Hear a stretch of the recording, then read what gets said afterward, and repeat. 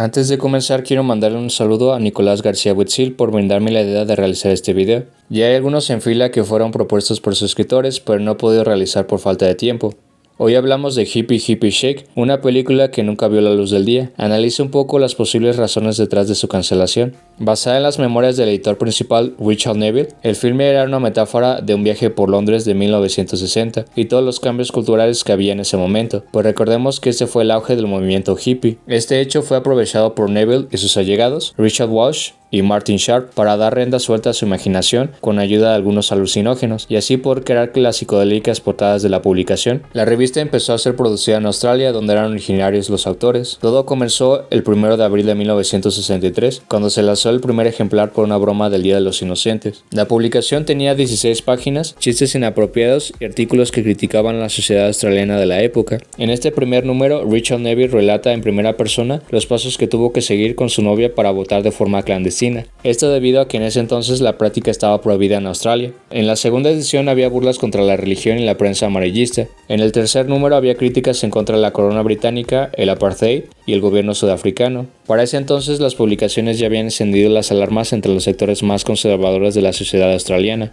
Los editores fueron detenidos y procesados por obscenidad. Sus abogados les aconsejaron declararse culpables y pagar una multa que no podría ser demasiado costosa, pero en lugar de suavizar el tono de sus publicaciones, siguieron lanzando críticas y acusaciones cada vez más escandalosas. Llegaron a publicar una lista de confidentes de la policía. Para los siguientes números se enfocaron en criticar la brutalidad policial, denunciar malos tratos y tortura, y una en donde salían los criminales más buscados de la ciudad. La cereza del pastel fue la portada de la revista número 6, en donde los editores simulaban orinar en una fuente pública de Sydney. Nuevamente los editores Richard Neville, Richard Walsh y Martin Sharp fueron detenidos. Esta vez fueron condenados a servir entre 3 y 6 meses de prisión con trabajos forzados, aunque se les dio la posibilidad de salir en libertad provisional a cambio de una costosa fianza. La cantidad fue reunida por los seguidores de Oz, quienes organizaron un festival en donde participaron cómicos y músicos de la época, aunque finalmente los cargos fueron anulados por parcialidad y hostilidad del juez. Richard Neville y Martin Sharp decidieron mudarse a Londres en 1966, mientras que Richard Walsh se quedó en Australia para terminar sus estudios. La edición inglesa de Oz destacó por su estética psicodélica, las cintas fluorescentes y su portada hecha con pegatinas que podían ser despegadas por el lector.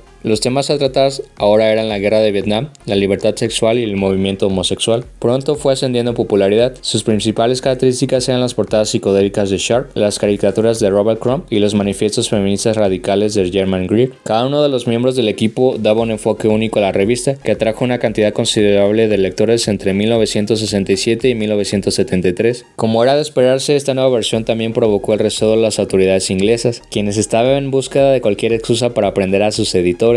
Esta oportunidad llegó con el lanzamiento número 28 de la revista. Este ejemplar se lanzó como respuesta a las críticas en contra de la publicación, pues muchos de sus lectores consideraban que ya había pasado de moda y no tenía nada nuevo que aportar. Los editores dieron espacio a sus lectores más jóvenes. Este ejemplar estuvo compuesto en su mayoría por chistes, textos y cómics realizados por adolescentes que no tenían más de 18 años. Los textos en su mayoría hablaban de drogas, sexo, música y criticaban el sistema educativo británico. Uno de los cómics más notorios fue uno en el que el osito Rupert participaba en situaciones sexualmente explícitas. El ejemplar fue lanzado con el nombre de School Kids Issue y las autoridades lo interpretaron como que estaba dirigido a un público infantil, ya que la mayoría de edad se alcanzaba a cumplir los 21 años. Así que la policía allanó las oficinas de las revistas, confiscaron ejemplares y acusaron a los involucrados. Los cargos de la fiscalía los acusaban de incitar ideas lujuriosas. Estas eran expresamente la homosexualidad, lesbianismo, sadismo, prácticas sexuales pervertidas y consumo de drogas. El juicio fue todo un acontecimiento que atrajo la atención de diversos medios de comunicación, e incluso personalidades como John Lennon y Yoko Ono apoyaron a los acusados. Los editores asistieron al juicio vestidos con uniformes escolares para burlarse del absurdo que era el proceso. En un momento fueron privados de su libertad y fueron rapados en prisión, así que acudieron a su apelación de sentencia con pelucas. La defensa logró probar hostilidad por parte del juez y que hubo maniobras para manipular al jurado, por lo que los cargos fueron anulados. El último ejemplar de la revista se publicó en el año de 1973. Richard Neville terminó con su novia y regresó a Australia, en donde empezó a trabajar en la revista Living Daylights. Ahí conoció a la que sería su futura esposa, la periodista Julie Clark. Neville estuvo alternado su residencia entre su natal Australia y Nueva York. Escribió artículos para el New York Times, la revista Nueva York y The Village Voice. Escribió 7 libros, entre los cuales está el que inspiró la película.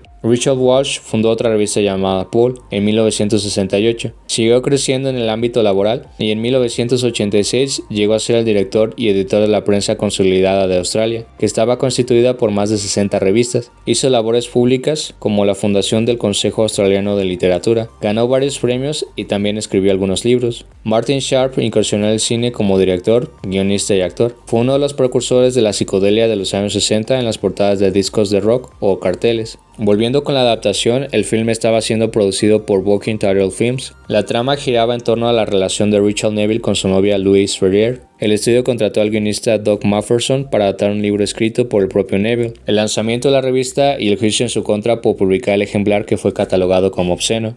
A mediados de 1998, la producción estaba programada para iniciar en 1999, pero no fue posible por problemas con otras compañías productoras. Working Title retrasó su producción. Los trabajos se retomaron nuevamente a mediados del año del 2002, quien desechó el guion anterior y contrató a Tom Butterworth, ahora bajo el mando del director Shekhar Kapoor. La película se retrasó nuevamente para hacer uno nuevo. La silla del director la ocuparía Bevan Kidron, quien fue la realizadora detrás de la película de Bridget Jones, La Edad de la Razón. Ahora sí, la filmación inició a mediados del año 2007. El elenco estaba liderado por Cillian Murphy como Neville y por Sienna Miller como Louise, la novia de este. El resto del cast estaba compuesto por actores británicos como Derek Jacobi, Max Minella y Chris O'Dowd. Poco se sabe sobre esta etapa, pero se tiene el rumor de que la filmación fue todo un calvario para los involucrados. La verdadera autora feminista, que trabajó en la revista Germaine Greig, escribió un artículo para el periódico The Guardian, en donde se quejó de la adaptación y del hecho que la actriz Emma Booth la interpretara. Adicional a esto, la directora Bevan Kidron dejó el proyecto durante la producción. El cierre de producción coincidió con los problemas financieros de la productora Walking Title, dejando a su esposo y coescritor del proyecto Lee Hall para que finalizara la edición del filme. De acuerdo con el propio Neville, la distribuidora Universal Pictures decidió enlatar la película para ahorrarse dinero de pago de impuestos. Incluso mencionó que vio un primer corte de la película y no quedó nada satisfecho. Después vio una segunda versión que mejoró de forma significativa. En 2008 hubo funciones de prueba en la audiencia y el portal AAQ News reportó que la película era buena, a pesar de algunas escenas predecibles, actuaciones exageradas y chistes malos. Tiempo después, la actriz Sienna Miller declaró que no cree posible que podamos ver el lanzamiento de la película. El caso en contra de la revista Oz es un ejemplo de libertad de expresión y censura al momento de exponer temas de interés público.